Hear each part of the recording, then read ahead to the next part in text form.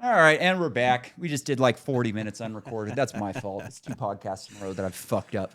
But anyways, let's just jump into some fucking videos, huh? We got videos. We always got some fucking videos to watch, right? Here we go. Let's go to Tucker and RFK. My last question, what happens now? You had this kind of amazing announcement with Donald Trump on Friday. It's now Monday, I think, which is 3 days ago. How do you spend from here until Election Day? I'm going to work to get him elected, and you know, I'm working with the campaign. We're working on policy issues together. I've been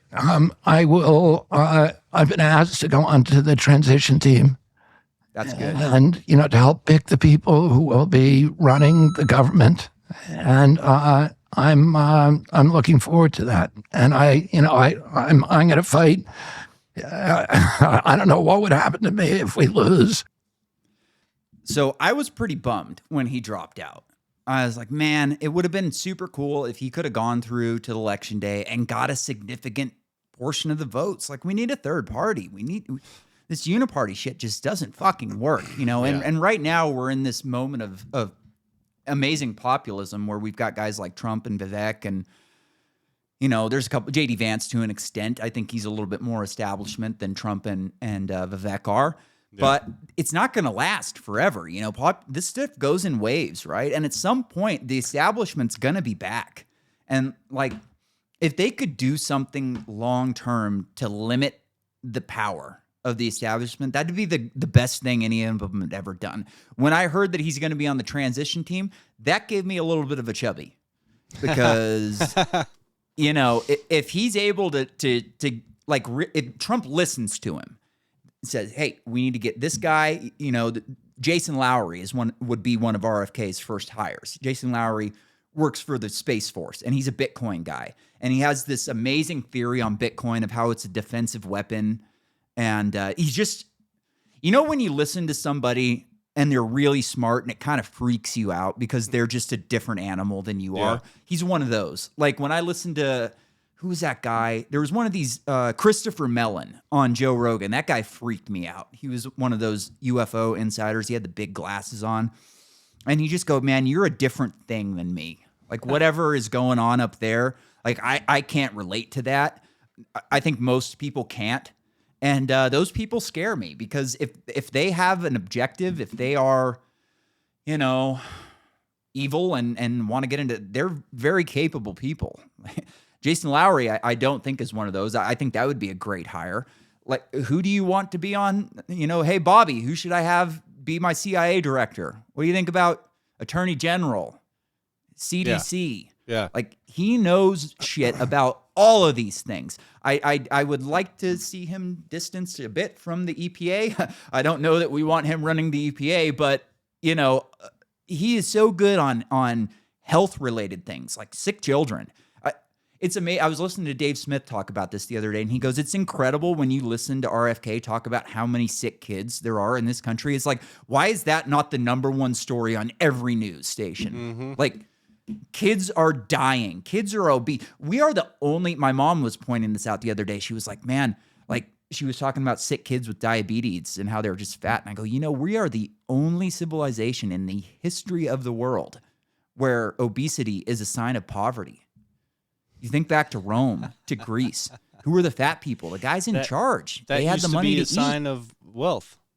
Wealth, Yeah. exactly. It's still in Africa, you know, that like they go for bigger women because there's that fertility thing. Uh-huh. There's also, you know, that like, hey, my children are going to be healthy because she eats good. And there's something to be said for that. Unless like, they I don't have know that, how you... unless they have that hunger belly where they're so hungry that their belly starts popping. So out. gross, you know?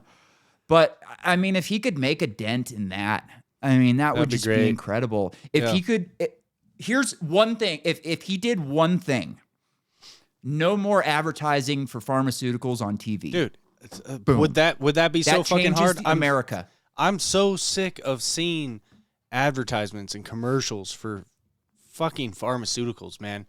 And they just you should list not all these side effects. Yeah, you should not know about a fucking prescription drug Like they're telling you to go talk to your doctor about it. Like that is not the right way to do it. Like if you have an issue, They're telling you to talk to your doctor because the doctor is on the take. Yes. But it's I went to just my so pain ass doctor a backwards, couple months so, ago. It doesn't make any sense, and it's so stupid. I went to my pain doctor a couple months ago. I go every 3 months. And this time, one of the ladies working there recommended she was like, oh, we have this new constipation pill. And this is a touchy subject for an opioid addict. Like if you go into the doctor and go, hey man, my stomach's fucked, I can't shit. The first thing is typically going to be, all right, let's back off your opioids. Yeah. So it's a tough subject to bring up. So I kind of like, as softly as I could say, I take care of it with all this, but I have to take a lot of it. So maybe I can try it. She was elated to give me the pills. Yeah. So excited. Because that's gonna keep you up on the opiates and opioids. And she gets the cut. Yeah. They get a cut. And so get this, this pill, of course, costs thousands and thousands of dollars a month. Course. It's like $2,500 a month. So my, Medicare doesn't want to pay for it. And I call the doctor's office up and I go, hey, they're not giving me, just come down and grab some more samples. And so I go back a couple months later and I go, they worked pretty good for a few weeks and now I don't really notice. Oh, we've got plenty more. You want to try the other ones? It's like, oh Jesus. my God. This is so fucked. It's so fucked up. So what I mean, like what the fuck is an average American supposed to do about it? Like, because I mean, nothing. I don't know. What do you do? What do you do? Go vote. Go vote. Yeah. Go. We just got to get the good people in office again, though. Yeah. If we can just vote the right people in, then things are going to turn right around. God, it's such a horrible fallacy to think that could be. I think right wingers are guilty of a couple fallacies. One being like that, we just need to get the good people back in. That's never going to happen. And number two being, if we could just get rid of the illegals, everything would be great again. I think they operate under this fallacy of thinking that they're coming here to steal our jobs. They're not stealing our jobs. They're working jobs that we don't want to do. Yep. For the most part. Like, I'm sure there are circumstances where people are getting displaced. But for the most part, they're working. If they get rid of them, we'll just move those jobs over to China or down to Mexico. Like, manufacturing is not coming back to the United States. It's not going to happen. We cannot do it cheap enough. Too much regulation, too much red tape. It's just we're not going back to 60s factories again. We're not going to be building more factories anywhere in America anytime soon, unless it's a semiconductor or something that we want to get away from China. Yeah.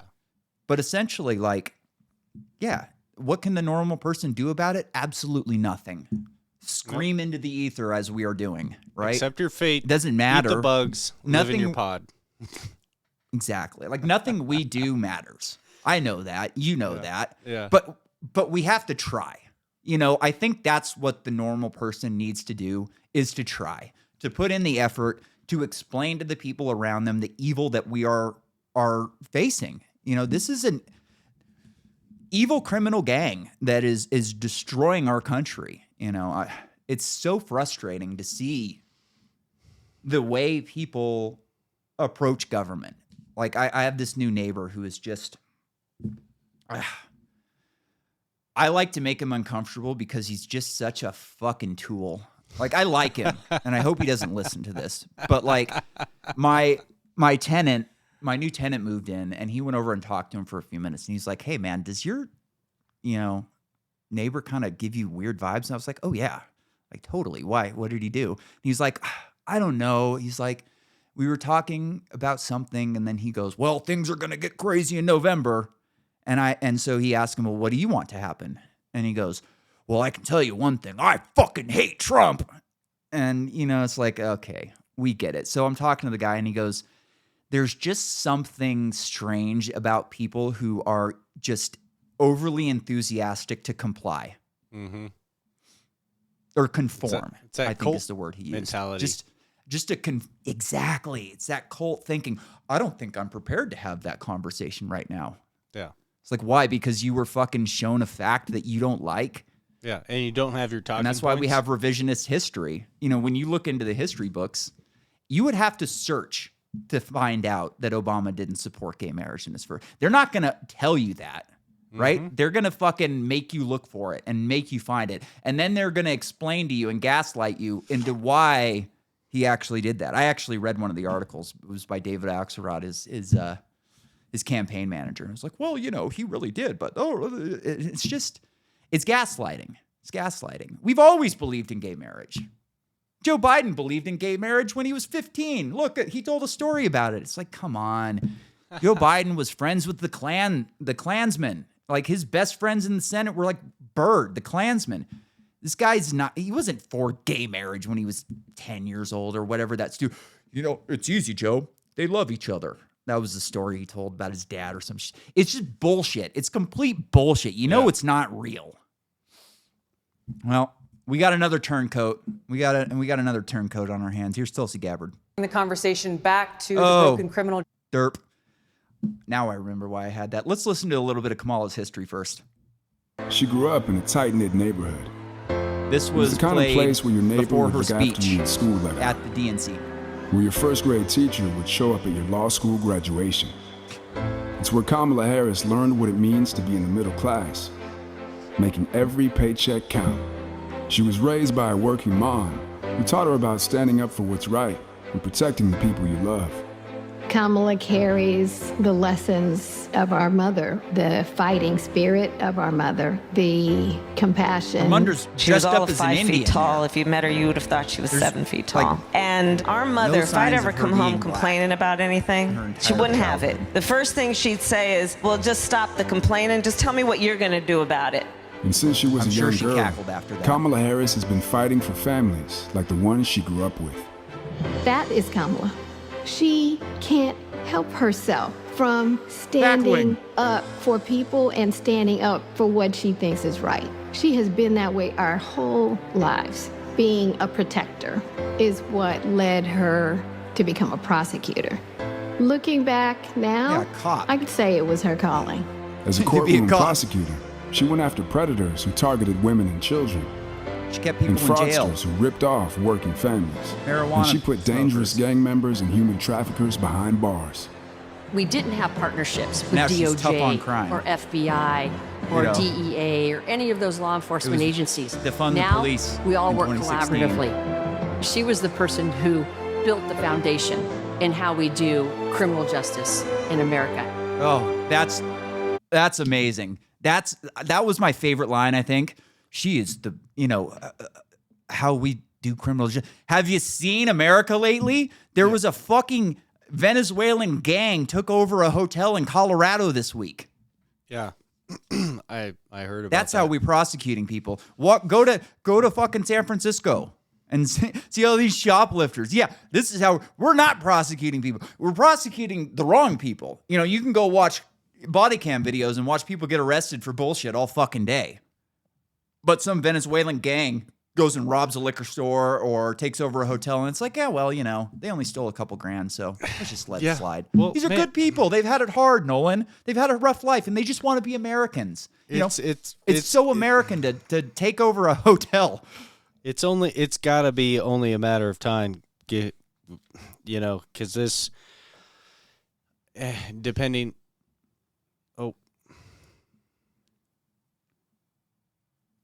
Oh, hello. Uh-oh. Yep, we got you. Let's continue with the video and let your shit buffer for a minute. As Attorney General of California, she held the big Wall Street banks accountable for fraud, winning $20 billion for California families. She took on one of the largest for-profit colleges that was scamming students. And in the Senate, she fought for her constituents with the determination of a prosecutor, standing up for reproductive freedom. Can you think of any laws that give the government the power to make decisions about the male body? I'm not thinking of any right now, Senator. What about the draft? How about we can kidnap you and send you to another country and throw a gun in your hands and watch you fucking die? And if you don't do it, we'll throw you in a cage. I don't know. That's something that the government does to the male body. I don't know. Yeah. You know, did Muhammad Ali have a choice? Did he have free choice? No, he went to fucking jail because he didn't want to go and fight in a war that he had no business in fighting. Like, it's ridiculous that this guy, I think that was some Supreme Court. How could you not know that? How could you not know that? You either didn't know and you're a fucking moron, or you did know and you didn't say it because you're a fucking liar. Yep. I heard fought to keep our children safe from the Go ahead. I heard a interesting conspiracy theory about the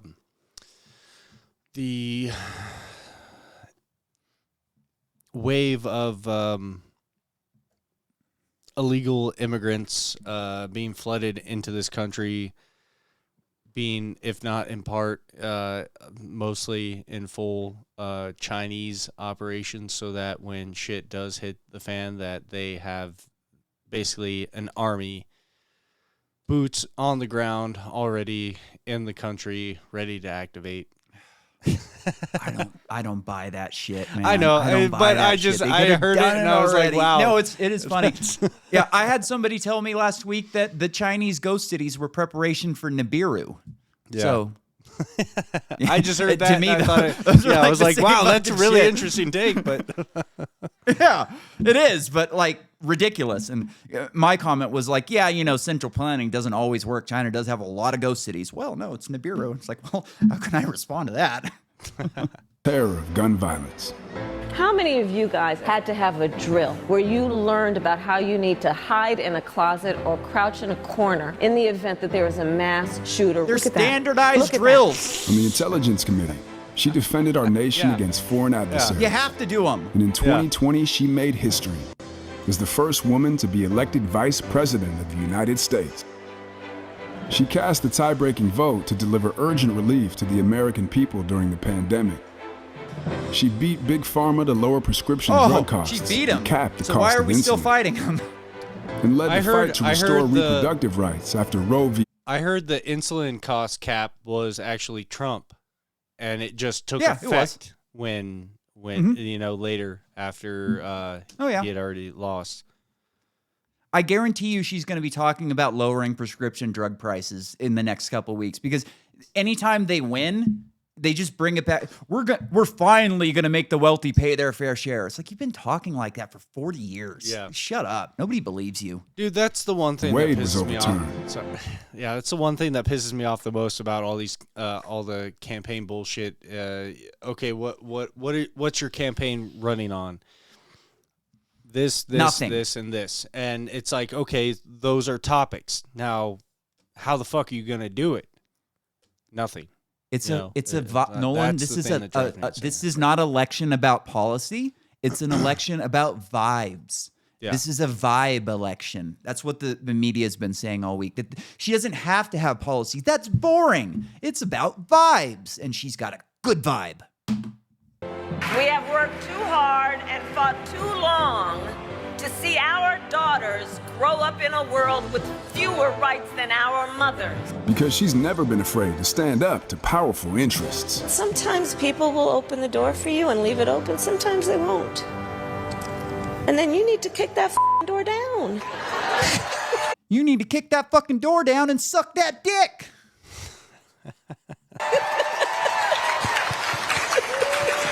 Excuse my language. Now, she's running for president. I still played that whole fighting for video for families that like joke. the one she I'm grew up sorry. with. Our campaign is about saying we trust the people. We're saying we just want fairness. We want dignity fairness. for all Dignity. people.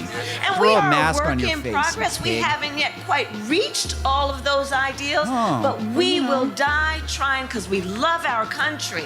We believe in our country. We're not falling for these folks who are trying to divide us, trying to pull us apart.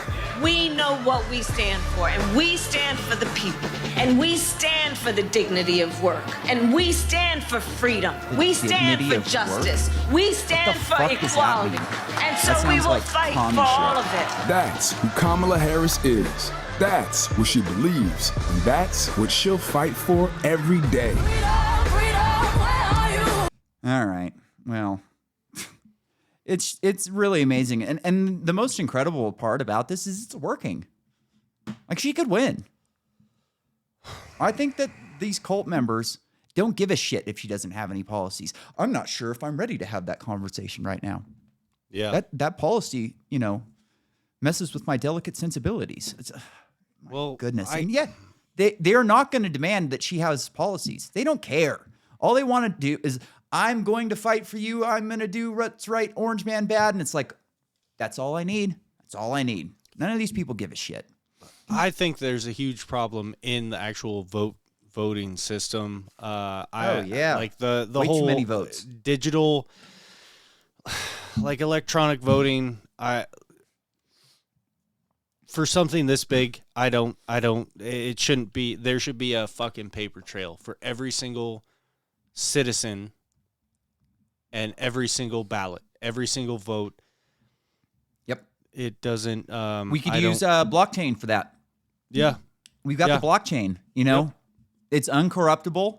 You can check every piece of it. If we voted through blockchain, it would change everything. Yeah. And that's I don't think we're going to be voting through blockchain anytime soon because they don't want a fair system. They want to be able to fuck with it as much as they possibly can. And it doesn't matter. Like, you can put as much propaganda out on social media and in news outlets and whatever to make people believe that it's a possibility. But I honestly don't think that her winning is actually a reality without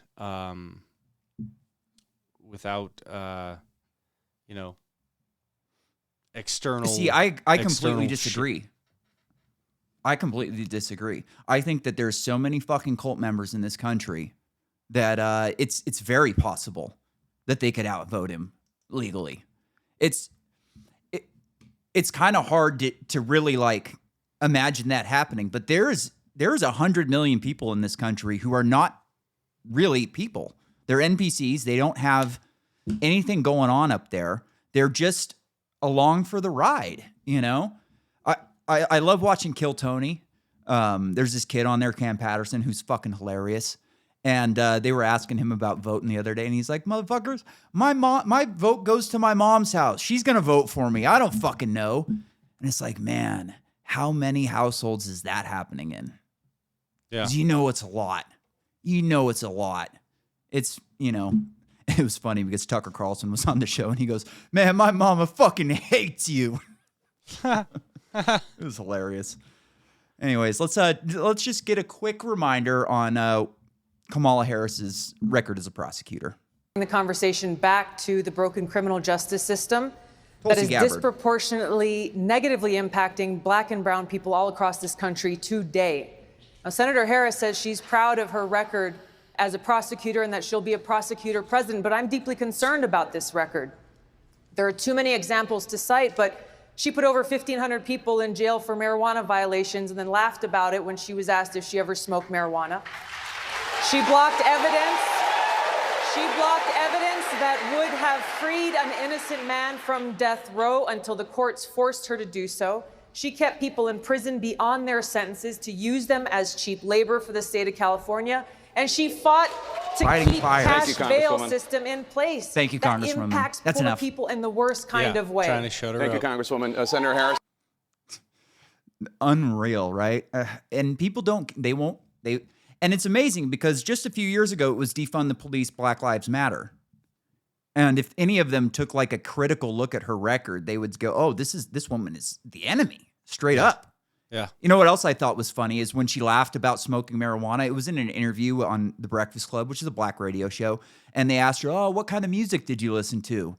And she was like, they asked her when she smoked. "Oh, when I was in college." "What kind of music were you listening?" "Oh, some Biggie, some Tupac."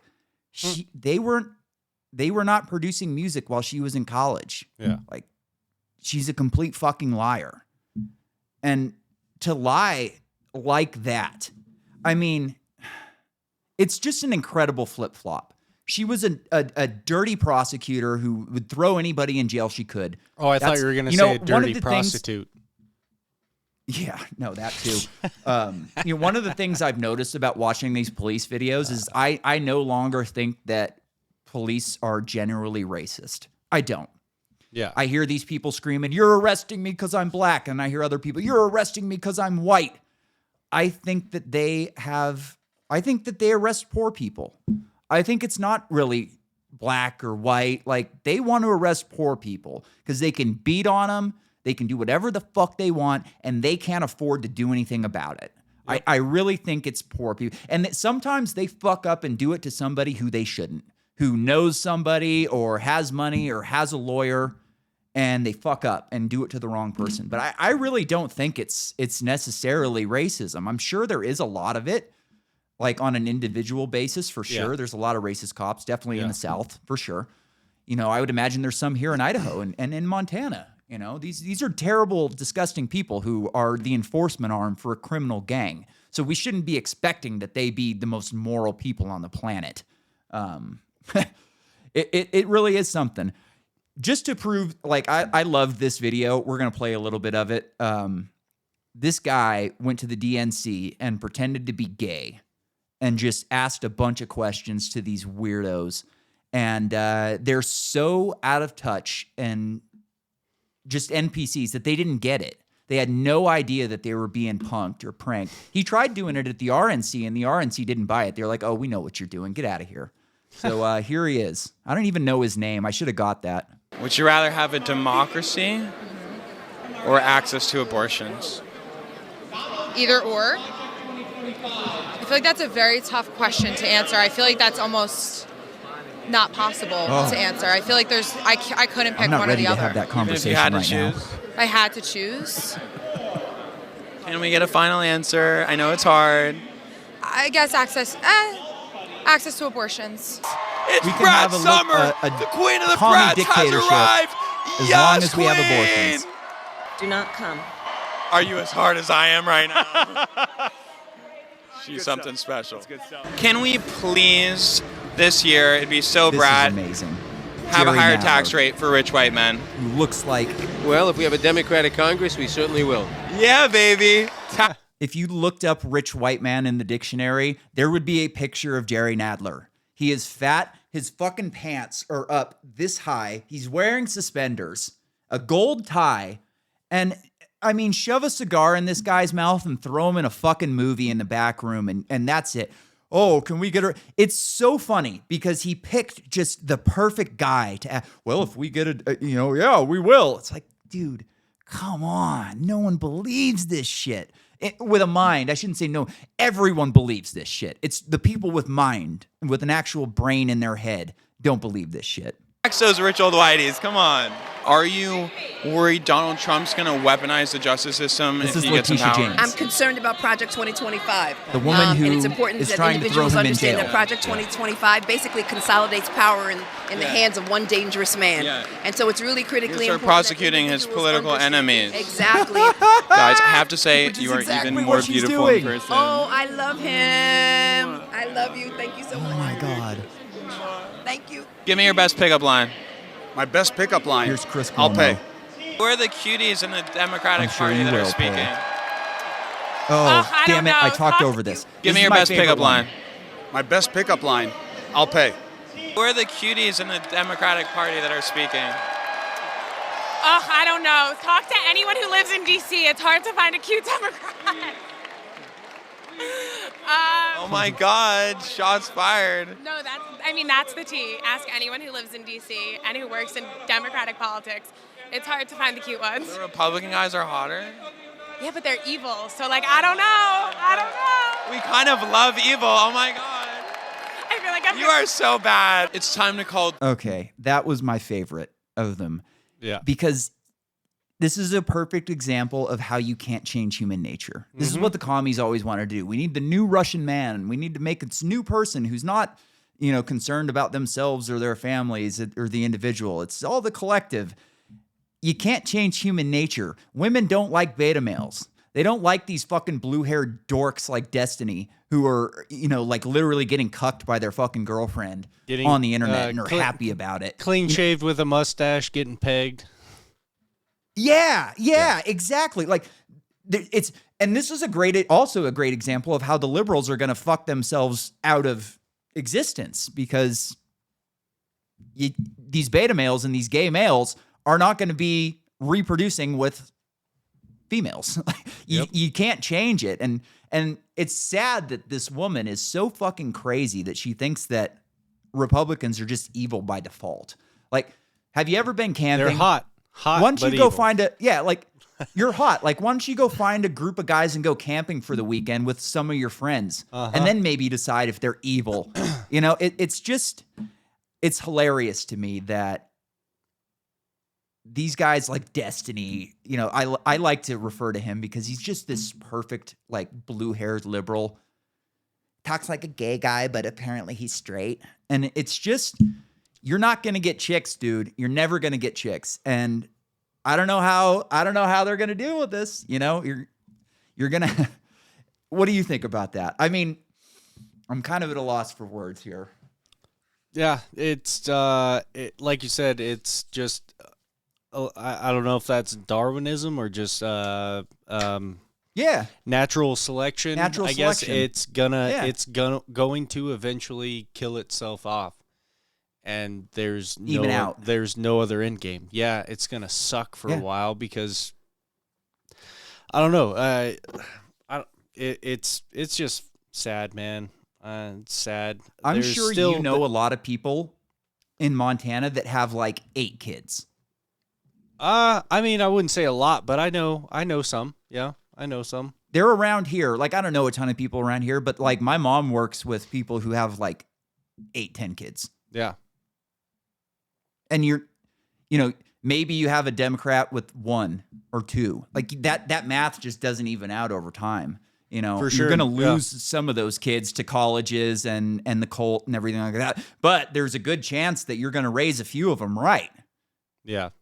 Well, and they're going to go out and have 8 kids. That's I guess the one thing. The one big thing is like, the college system, and it's just insanely so skewed to one side, and it seems like the whole system is just about brainwashing those young minds into one train of thought. So honestly, is that their alternative to having more children is that's to why they brainwashing? That's why they run the schools. That's why they love schools so much, is because they don't have their own children, so they want to raise yours. Yeah. To be the cult, to raise a new generation of good Democrats who don't really pay attention and just pull the right lever. Or the left lever. All right, so we had a little you like that one? That was good. Yeah, we had a little appearance from Chris Cuomo, who had an interesting moment at the DNC. Theme here at the DNC is that they're going to go after corporate gouging, and they're going to go after corporations, whether it's in taxes, largesse, loopholes. The RNC, we heard the same thing. They're going after the elites. The 2 sets of rules. Let me reveal a reality to you that has to be spoken to here, okay? These are the soldiers.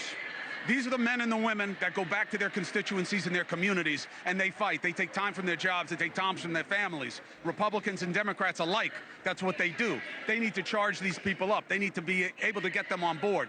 But there's another reality that is literally looking down on them. Rules for radicals. Look at the Ring of Sweets. That's what he's talking about. This is not unique to Democrats. There is a game of money. When people talk about uniparty, we are strangled by the money reality in our politics. Those suites start at $500,000. You think there's like a teacher group up in there?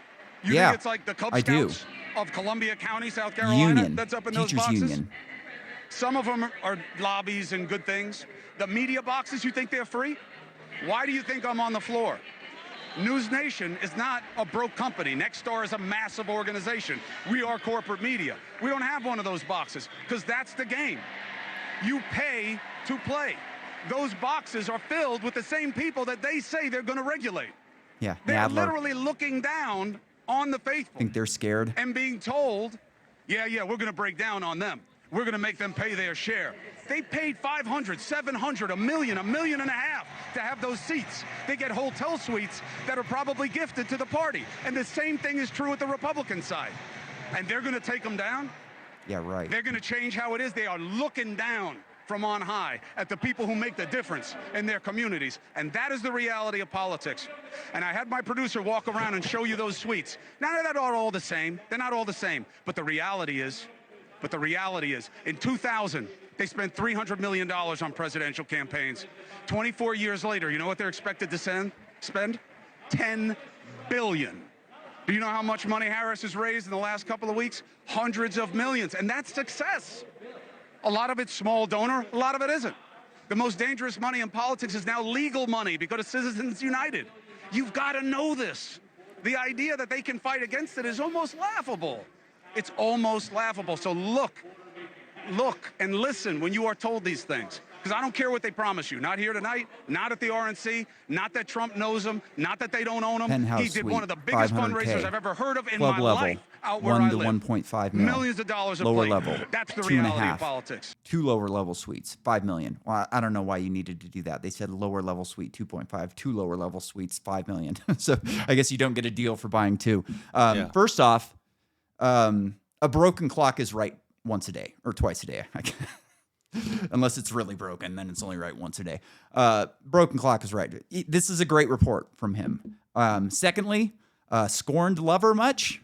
Yeah. I mean, talk about a guy who's pissed off that he's on the floor instead of up in the higher level suites. I mean, this is pretty telling from this guy, and he's trying to make himself like a comeback. He's on PBD and talking like like he's a normal person. I don't buy it. I think he's a snake. I think he's fucking evil and a sociopath, just like the rest of them. Yeah. Yeah. All right. I think we can stop there for that tonight. I want to do, I keep thinking that Harley Davidson is over, the story's over, but I keep seeing videos for it and everything. So we did a video last week where we were kind of breaking down the Harley situation. I guess it was 2 weeks ago, and somehow it didn't get recorded. I'm going to make sure right now that we're still recording. We are. So we're going to do this one more time. First off, we've been covering this for years. They have been playing this DEI game for a long time. I don't believe, Harley put out a statement. It's a long statement. I could read it, but essentially saying that they're going to, stop with this DEI shit. But essentially they're going to keep doing it. They're just calling it something else. All of those, DEI handbooks, what's it called? The Further, Faster, Together, Inclusive Stakeholder Management Report for 2020. It's still up. They haven't taken it down. This thing's got all the crazy shit in it.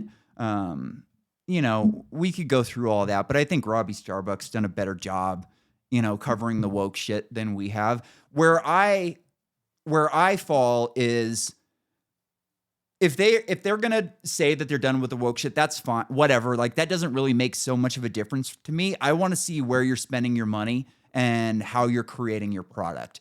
And if you look at the Livewire, which is their version of the electric motorcycle, that is DEI made real. This is, we've got these policies. We're going to do this thing. This is where those policies lead. They lead to a bike called the Livewire, which nobody wants. Nobody wants to buy this thing. So let's watch this video real quick. We're going to learn a little bit about the SPAC that HD used to spin off the bike into its own company. With the details. Morgan, were you a Sons of Anarchy fan? Jesus. You see those guys? Could you see those guys This guy gets it. on a motorcycle going with no sound? I mean, is that do these? Can we pipe in the sound of a hog on these things? Or I mean, who wants this? Nobody. Go ahead, tell us the news. I'll tell you, that's been a debate. The fact that you don't get that vroom, vroom, vroom sound with these electric motorcycles for a number of years now. It's actually part of the reason. I think back to 2014, standing outside of here in front of the New York Stock Exchange and actually seeing that first Livewire prototype from Harley Davidson. And it was being toured around the country specifically to see if consumers would be interested in it, given the fact that it wouldn't have that vroom. There is a market for it. That's the news of the day. Harley Davidson Davidson is announcing that this electric brand Livewire will merge with a SPAC to become the first publicly traded EV motorcycle company in the U.S. The deal with AEA Bridges Impact Corporation, ticker IMPX, is going to give Livewire pro forma enterprise value about $1.8 billion, post-money equity value about $2.3 billion. Harley will remain the majority shareholder. CEO and Chairman Jochen Zeitz will also become chairman and serve as acting CEO of Livewire for up to 2 years once this deal closes. It's expected to raise $545 million. That includes a pipe of $100 million from Harley, also $100 million from Taiwan-based power sports manufacturer Kimco. And Livewire, as just mentioned, this is a business 10 years in the making. It's going to benefit from at-scale manufacturing and distribution capabilities from Harley and Kimco. That's according to Zeitz. Currently has a presence in North America and Europe, plans to expand into Asia and other markets. The company's forecasting a dramatic ramp in EV motorcycle sales over the next 5 years, profitability actually expected in 2026. So for Harley, the motorcycle icon is in the midst of this multi-year turnaround strategy known as the Hardwire. This deal would enable more investment in both that core business, also EV, and the tech expected to filter back to that core Harley portfolio over the longer term as well. Deal's expected to close sometime in the first half of next year. And Jochen Zeitz will join me exclusively in the 10 a.m. Eastern hour of Squawk on the Street. As you can see, shares of both the SPAC and Harley are trading higher on this news, Joe. I'd also just note, at least initially for EV motorcycles, very much an urban market or an urban consumer, at least to start. Same kind of acceleration. I mean, a normal motorcycle has acceleration that, you know, sometimes it seems like it can almost go out from under you. Same deal here? Very similar, and they have a number of motorcycles that are both on the market and in the works. This is going to enable an even bigger, fuller product line. We'll see where it goes, Joe. I'd also just note it's coming at a very interesting time, given the fact that it's been a rip-roaring year for EVs overall. A rip-roaring year. Yeah, it's all that tax money and subsidies that they're getting. So here's what actually happened in the SPAC. Livewire loses almost $370 million as investors flee, forcing Harley-Davidson to pick up the tab. This was a liquidity event, it is called. Essentially, you have a bunch of investors that they've all wrangled together through their ESG policies and said, you know, we're going to build this bike. You know, we're going to force it down people's throats, even though, like that guy said, nobody wants it. Who wants that? They wanted to force something. They didn't want to watch the market and see how EVs do over the next few years. They said, we're going to spend a ton of money and make this a thing. Well, there's a reason that there's a little bit of, you know, trying to, obviously, I'm just playing a little bit of devil's advocate here, because. And just so people know, Nolan is a Harley-Davidson mechanic, master mechanic.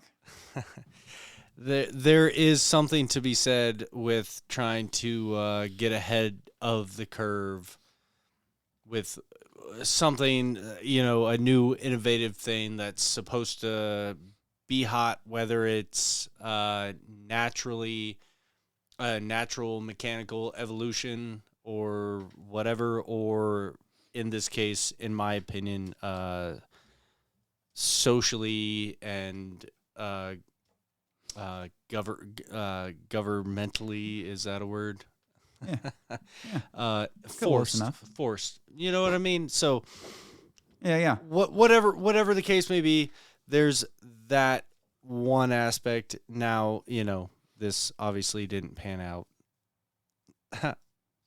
But let me read a little bit of this article real quick. Harley-Davidson insisted on spinning off Livewire brand early this year. The U.S. bike maker was eager to establish a separate identity for its upcoming electric motorcycles, but it was also eager to secure funding for its new EV brand, doing so through a special purpose acquisition company in lieu of an initial public offering. I'll have an explanation for that here in a minute.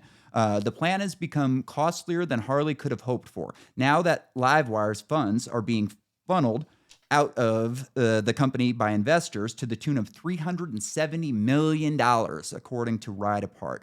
It's hardly been over a month since Livewire went public by merging with an AEA Bridge Corp. Why a bridge company? doesn't make a lot of sense. Bridges and EVs, I mean, EVs go over bridges, but I don't know. Kawasaki builds bridges, so I guess maybe they're, but it seems like something strange. Like, why wouldn't you just spin it off to its own company or a company that deals with electric bikes? Maybe like an electric battery manufacturer or something. I don't know. Where are we at? Okay. But the initial investors who propped up the EV maker with a $400 million investment per ride apart have withdrawn $370 million and left the company with just a tiny fraction of the startup funds. It's a big loss, which comes on the heels of Livewire falling short of projections by $251 million. It was expected to get an influx of $545 million by going public and selling shares, but it's only made $294 million. Harley-Davidson pitched in $100 million when Livewire went public, but now that investors are pulling out their funds, Harley had to make up for the losses by pumping another $100 million into Livewire. Ride Apart notes that a money in, money out pattern is not usual for SPACs. Not unusual for SPACs. Okay, there's a reason they used a SPAC instead of an IPO. And I actually went to good old ChatGPT on this one. You know, sometimes it's good on shit, sometimes it's not. So I described the scenario to ChatGPT. I said, okay, you've got this bike, you know, they spun off. Essentially, an IPO is not going to allow these investors to yank their money like a SPAC would. A SPAC is going to allow you to pull money quick. So if you've got this big project with money coming in from all angles, they went out and sold it. You know, we got this bike, we're going to sell it hundreds of millions of dollars, and people are glad to throw money in because these are all ESG companies who are essentially moving towards the same goals, and they can raise their ESG scores by getting in on an ESG project, essentially. What happens when, you know, before I finish that, I don't know. Anyways, if you're in this project and you're watching around at what's going on, you know, are people jacked up on this bike? Are they not jacked up on this bike? You're going to have to make a decision at some point, and you're going to have to look at the numbers. The numbers are not good. According to Adventure Rider, where are we at? In a 2022 financial outlook for 2023, the Livewire Group said it expected to sell between 750 to 2,000 Del Mar electric motorcycles, but when the year closed, the Livewire Group had only sold 660 bikes. Adding in the mere 597 motorcycles Livewire sold in 22 and 460 sold in 21, the Livewire Group had only sold 1,718 motorcycles in 3 full years. While Livewire electric motorcycle sales did increase year over year, selling 63 more than the previous year, this is nothing to brag about, essentially. So for sure, they used the SPAC. Yeah. They used the SPAC to yank their money. They looked at this project and go, you know what? We overshot. We overestimated the market for this thing, and we got to get our money out. So they used a SPAC. Here's from ChatGPT, just so you're not like trusting me, some fucking idiot. Let's trust some fucking idiot computer. How about that? Yeah. In the scenario you described, where Harley-Davidson spun off its electric bike division Livewire and took it public via a SPAC, only for investors to immediately pull $370 million from the company, the use of a SPAC appears to have been a strategic decision by those investors. Here's why a SPAC might have been considered a better option than a traditional IPO for investors looking to pull their money out. Speed and certainty of exit. SPAC advantages. By using a SPAC, investors were able to quickly take Livewire public without a lengthy and uncertain process of a traditional IPO. The SPAC provided a clear, expedited path to liquidity, following investors to cash out immediately after public. That's it. That's your liquidity event right there. And to me, this is what needs to change. This bike has got to go. It has. Well, it's already Livewire gone. has to It's go. already The entire not a company has to go. Harley-Davidson. Yeah, but as you can see, Harley's the one fronting the bill still. All of those investors that they got pulled their money, and Harley had to. So it's still really a Harley company without a Harley logo.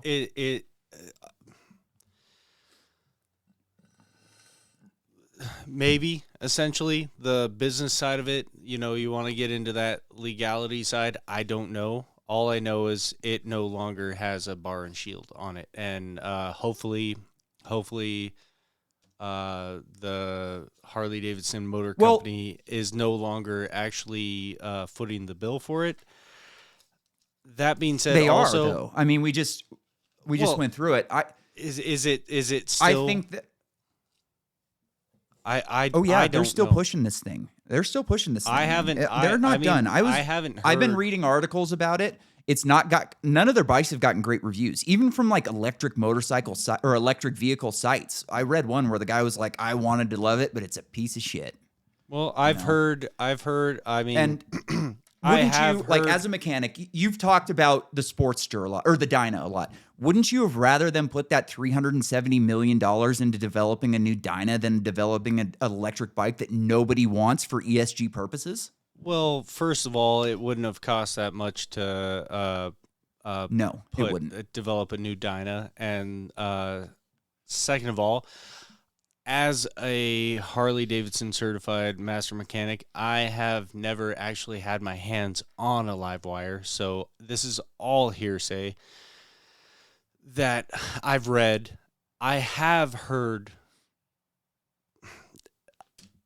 I have talked to two human beings face to face that own live wires that say they love them. I watched the video of the one guy. He loved that bike. That being said, there has to be a realistic expectation of what an electric motorcycle is going to provide to you.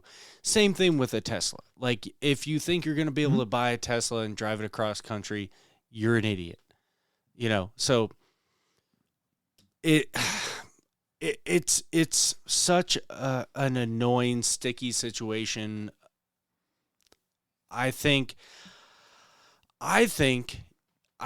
you and I would love to be able to throw a leg over a live wire and take it for a me rip. too. Because and just so we're clear, I'm not against electric bikes. Yeah. Like, I'm considering buying an electric dirt bike. In the right application, probably really good. Yes, you don't have that vroom, and I absolutely hated that from whatever video that was you just played. Like, okay, the vroom. But and speakered sound would be even gayer. But I've ridden motorcycles that do not have that audible response when you grab a handful of throttle. It is weird. It takes a little bit to get used to, but ultimately, if you are in your you get over it. It's weird, but yeah, like I said, man, I've never had my hands on a live wire. I would absolutely love to. And you've never been taught, how to work on one. Oh, there's no way that's going to happen. The parameters, the requirements to sell and work on a live wire are out of this world. So, yeah, you have to have a bomb shelter to keep it in. Yeah. Yeah. So they blow up and catch on fires that cannot be put out. Essentially, like, my point with this is that we discussed the boycott in a previous episode. I am all for the boycott. Like, I don't think you should sell your Harley. I think that's stupid. Like, that's a $30,000 bike. You could pull the label off it if you wanted to. Don't sell your Harley. That's dumb. But you have to hold their feet to the fire. And to me, just saying that you're going to get rid of your DEI policies doesn't really get me hard. Like, I need to see where you're spending your money and the direction that your company is moving in. For sure. So until I see that they're moving in a better direction, a direction that I would like, and I'm a dirt bike rider. I've stated before, I would love it if they built a dirt bike. It's incredible to me that, like, through 50, 60 years of professional dirt bike racing in this country, nobody has ever thrown a leg over a US-made bike and raced in a supercross race. That's disgusting to me. Like, how is it that Japan has dominated this market for 70 years? KTM finally got their foot in, and now Ducati's moving their way in. Triumph built a bike last year. So personally, I hope that I would love to see them put that $370 million into building a dirt bike. You could probably build 3 bikes with that. That's a very good point. As far as honestly, I'm concerned, like, there's something to be said, man. I was always down to be being fashionably late to the party, make a big entrance. Hopefully, who knows? Yeah. You know, that'd be cool. Yeah, dude, that'd be it would real be so cool. fucking cool.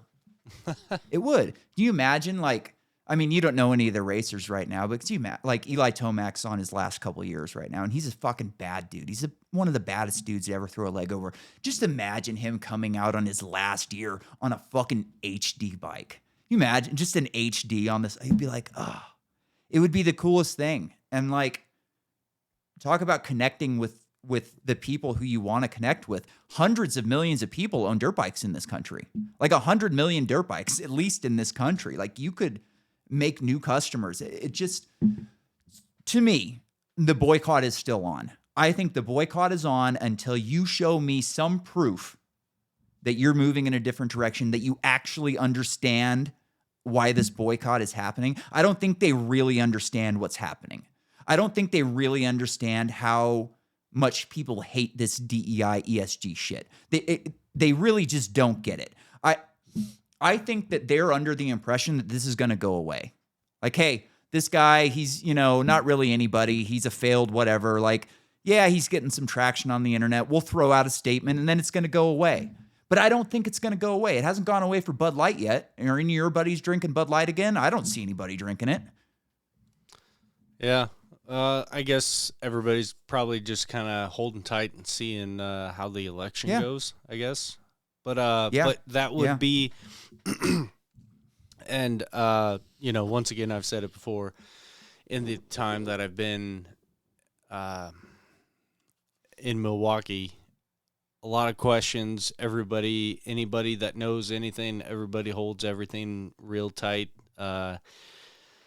They really don't like any secrets getting out through any channels at Harley. So yeah, no, I trust the engineers. Hopefully, I trust your like engineers. You said, man, that would I be, totally trust the engineers. That would be fucking wild. That would probably it'd be epic. If they're not doing that, if they don't have like a new generation Dyna, and if they don't have and that's what I was going to say.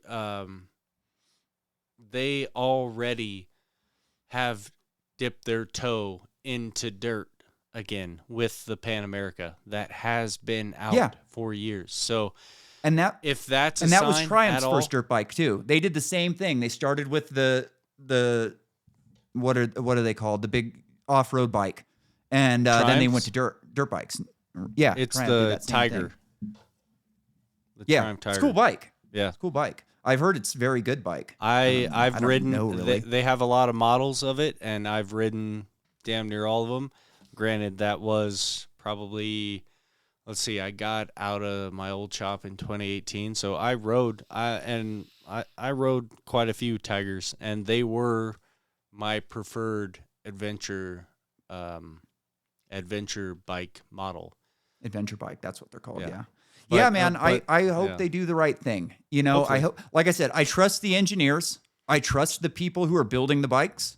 I trust the people who are working on the bikes. I trust the people that are selling the bikes and who are operating the shops. I think that they want to sell the best bike possible. I think that your shop wants to do the best service that they possibly can.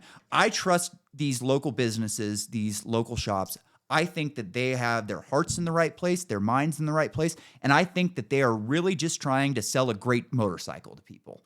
And I don't think you should write that bike off just yet.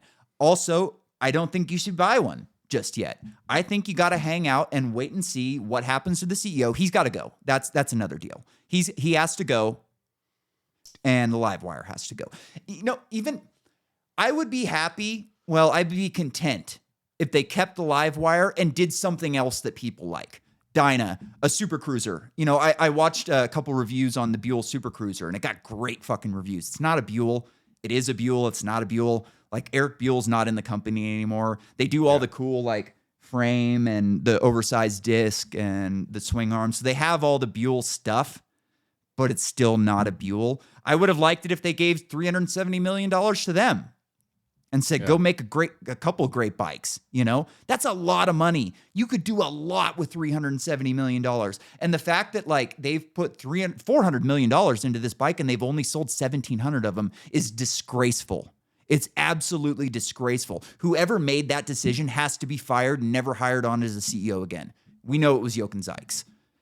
Like, it's just disgusting that they did that. It's so disrespectful to their base. Look at the guy on the CNBC.